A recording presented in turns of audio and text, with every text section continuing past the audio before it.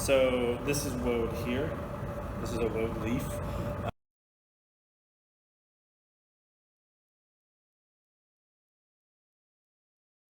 It has a dye in it called indigodin,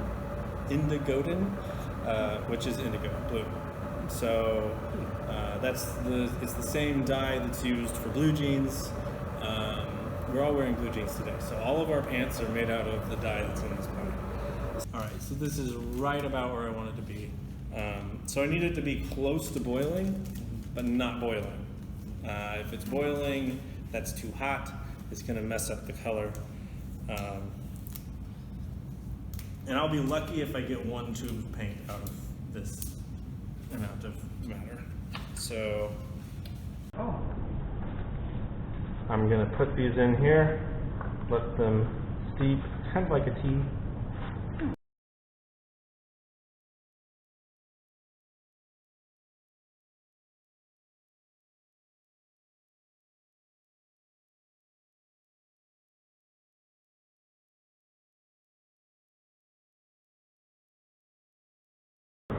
So now that this has gone for about 10 minutes, at about 80 degrees Fahrenheit, what that does is it gets the indigodin out. The water's not going to be blue yet. It has to go through some processes first. So what I want this to do with this, I want this to cool down very quickly. I want it to go very quickly from 80 degrees to 55 degrees. So I have a bucket of ice water here that I'm going to move this straight into the ice.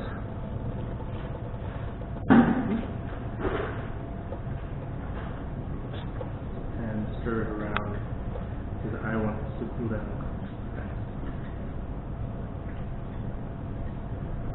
And then while I do that, I'm going to grab another pot.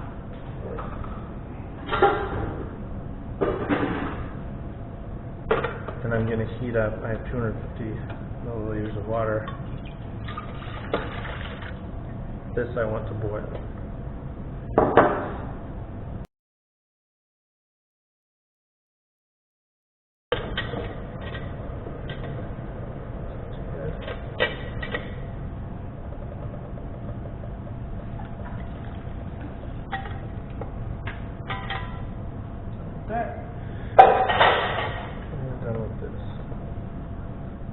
I use this hot plate in my studio a lot.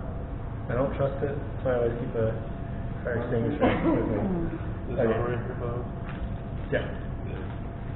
Isn't that the fire extinguisher they have to recall on? I think it is. I think it is, actually. So this is supposed to be about 3 teaspoons. I don't have a teaspoon with me, so I'm going to eyeball it. Yeah, there is. Does anybody cook a lot?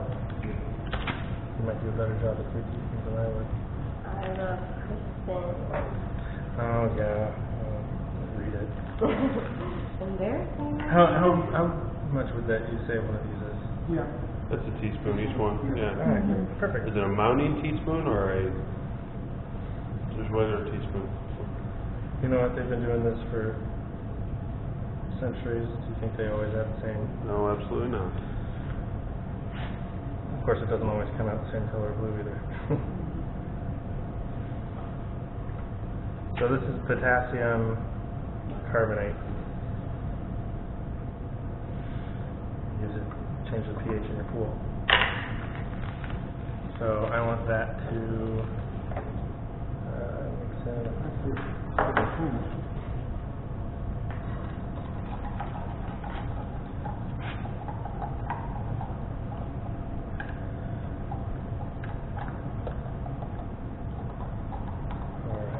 Let that cool a little bit.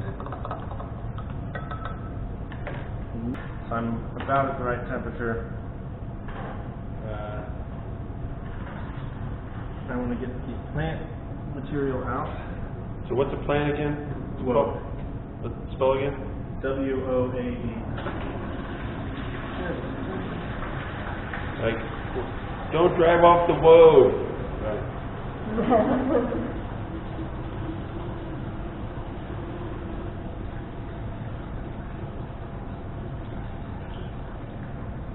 Down south they call it pop.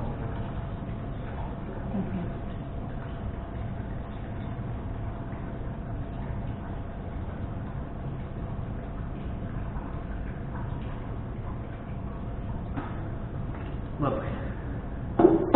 Looks delicious. Alright, so I'm going to take this. And I want to make sure I don't get the plant fibers in the ground. But I want to squeeze out over time.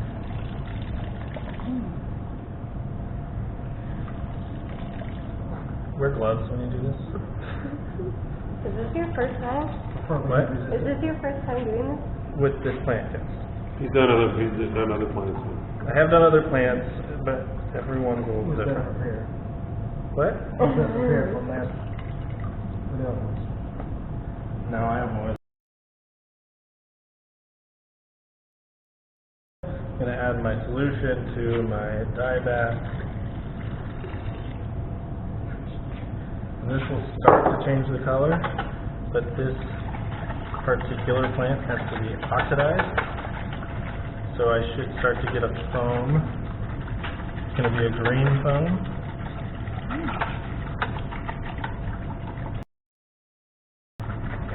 So the foam should start out green, turn blue, and then go back to green. So you can see it's starting to go back to green.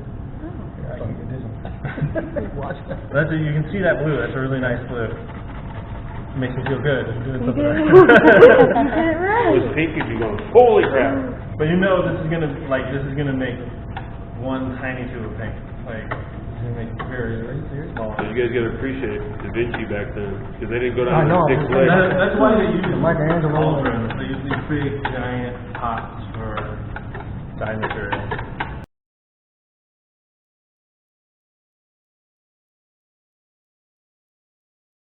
Do that today. So the next step, I'm going to put this into jars, which I didn't bring enough jars. Yeah, those are. I'm going to put this into jars, and I'll go ahead and do it here, so I can just leave the jars here, and we can kind of see how it goes. So this is really dark. I love it. So the water itself is a lot of green, and then the pigment's in there.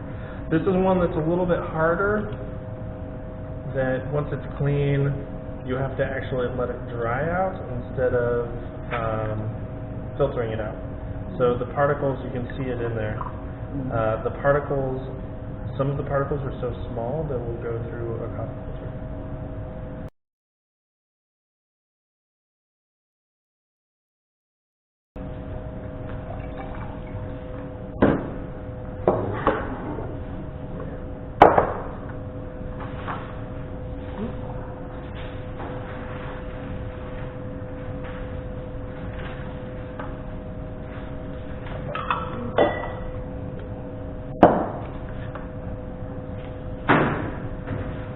We have more jars coming down?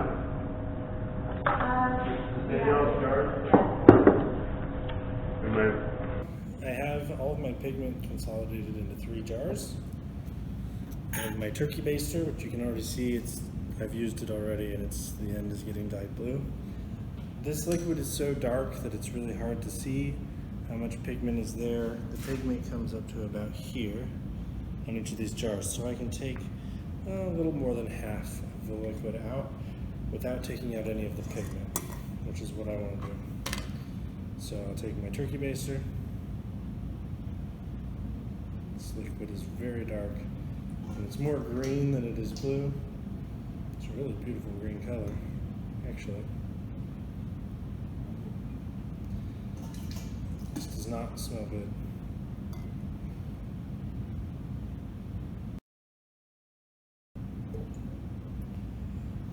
If I do any more, I risk getting some of the pigment out. So what I'm going to do is I'll fill this up with water.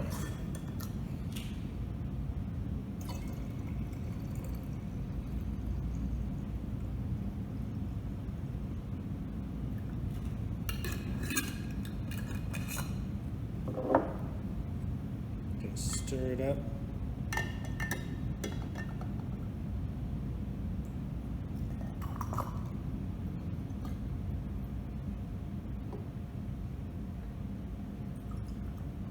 so that pigment is evenly dispersed in there. And when I come back in a few days, all the pigment will have moved back to the bottom, and there will be less dye in the water. So I'll do this again and again and again until the water is clear. So that jar is done. 2 jars to go. So these 3 jars are done. They still look pretty dark, so I'll do this again probably 3 or 4 or 5 more times.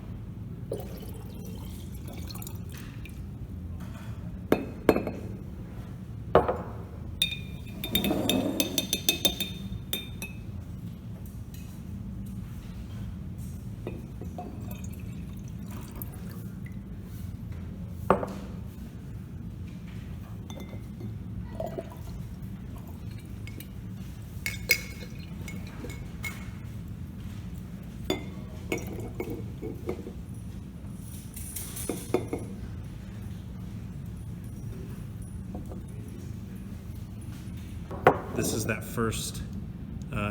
the first time I took the water out. And then, so I remove all the water, leaving just the pigment at the bottom, and then I add water to it, fill it back up with water, stir it all up, let the pigment settle to the bottom, and then I take the water out and it looks like this. And then fill it with water, let the pigment settle, take the water out. And so each one of these is water that I took out of this. So I did this 7 times. So 7 times, taking water out, every time the water gets clearer. This was the last time, which is not too bad. You can see it's a little bit yellow. Ideally, I would keep doing this until the water is completely clear. I'm not going to do that because I'm lazy. Yeah, so, but this isn't going to make a big difference. If I left this in it, it would do weird things when I paint with it. That color would go into other colors, and when I dry it out, it just would go poorly, and it would have matter in it that's not pigment, and that matter is going to rot. It's going to stink. So this, I took as much water out as I could without stirring up the pigment in the water. So this is what I have left. So I had how many jars did I fill that first day? A lot of jars. This is the pigment from all of those jars. It's easier to get pigment off of the saran wrap than off of the pan. Once it's dry, I'll be able to just kind of pick it up and it'll all flake off. So I'm just going to pour this in here. I'm going to stir it up. I'm going to pour this in here. How long are you going to let it settle? And this, I am going to leave it until all the water evaporates out.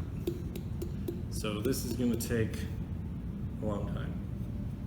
So when we come back next week, maybe it'll be done, probably not. So this is going to be sitting for the next week. I'll look at it, check on it every once in a while. So I need this to be able to breathe. So I will attach a paper towel over this so that I'm not having dust and stuff get into it. But it needs to be able to breathe so that water can evaporate out. And what I'll be left with is just my pigment.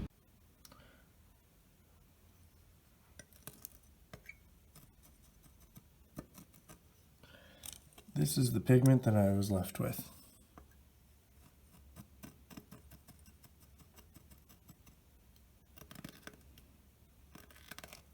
So traditionally I would take a mortar and pestle and crush this into a fine powder. I found that in the process of making it into paint, it gets pretty well ground up. And by doing it this way, I don't risk losing any pigment. So the first thing I'm going to do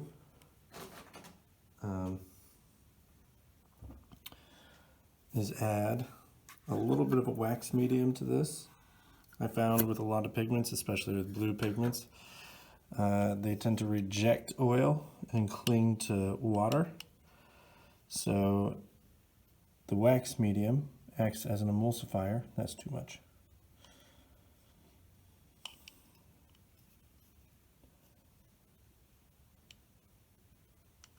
Then I'm using a white wax medium. I make this wax medium myself. That's another video for another day. So I'm going to mix this in. What the wax does is it sticks to the pigment and the oil sticks to the wax.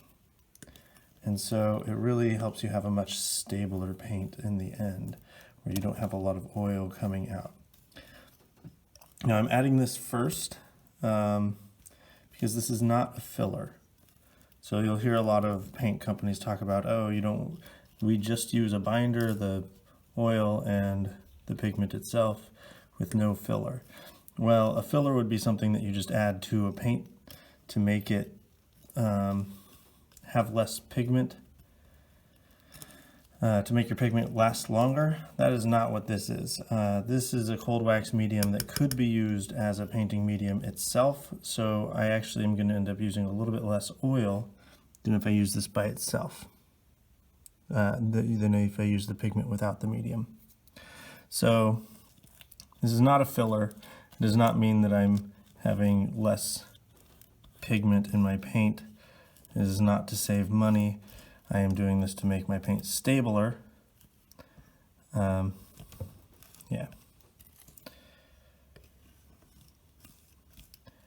So that's pretty well dispersed. Try not to lose any of this pigment here. As I add oil, it's going to get darker. Now, this is a blue shade with a little bit of a red tint to it. It's not a yellow. It doesn't lean towards green. It leans more towards purple. So if I ever want to mix this with something with a red to make purple, I want to make sure that it's going to stay purple. So if I use an oil that's going to yellow over time, then eventually my purples are going to turn gray. So I'm going to use, I have options of different oils. Normally the traditional oil you would use is linseed oil. Linseed oil yellows really bad, but it's very stable.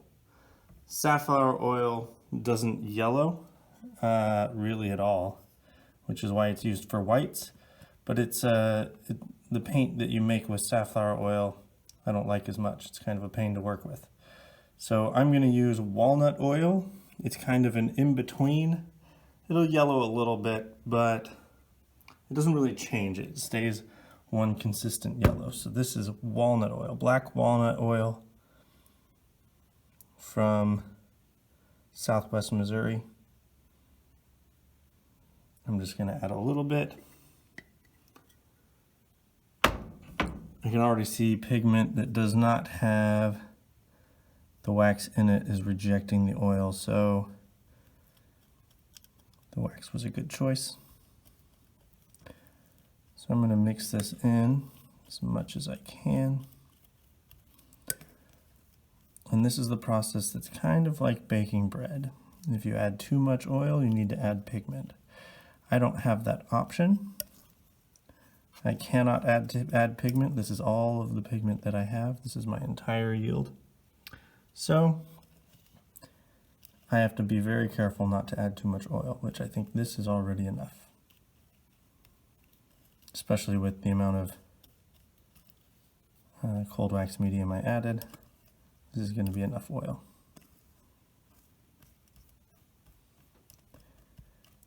And because this is not ground, finely ground, it's going to make kind of a chunky, it'll stay chunky for now.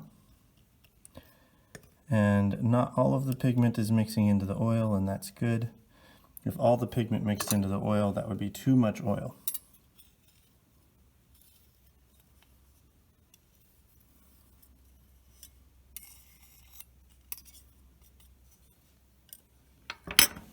So now I have my molar, big chunk of glass, and this I'm going to use to grind it.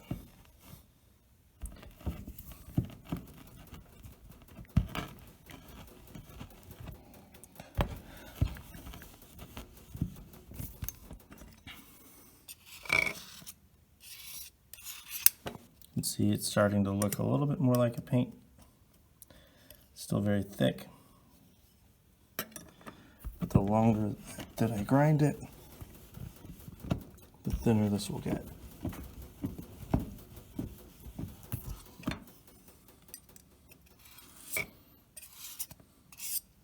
Sometimes at the beginning it's hard to get it to move around. So I'll just take a little bit at a time.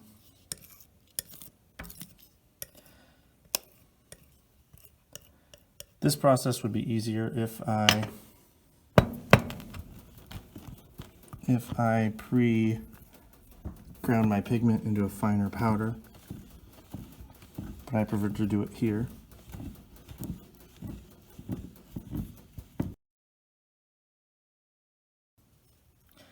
I'm going to add a tiny bit of, just a little bit more oil.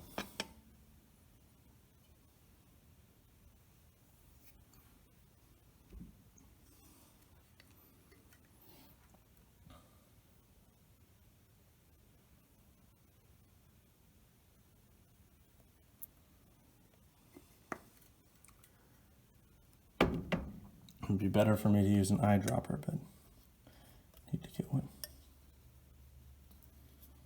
If someone would like to buy me an eyedropper.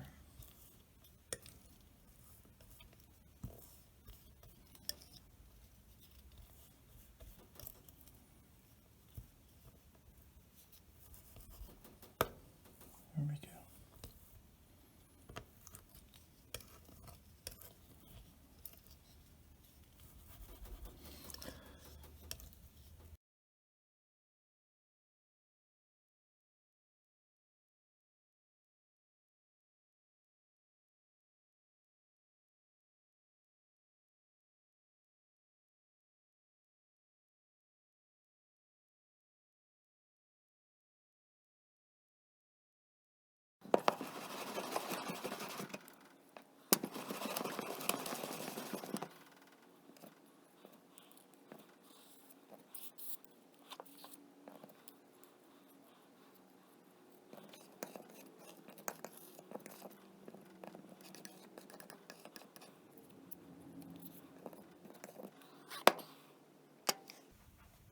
There it is, my blue paint. So I want you to get a good view of how this looks. I'm going to get the light closer. See, it looks very dark. You can see the blue. When you add the oil, it gets very dark. It's the color that it should be.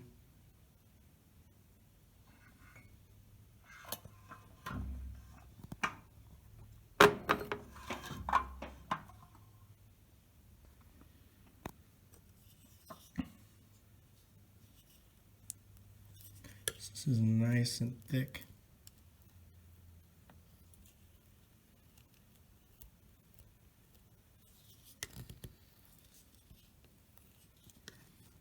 That is beautiful.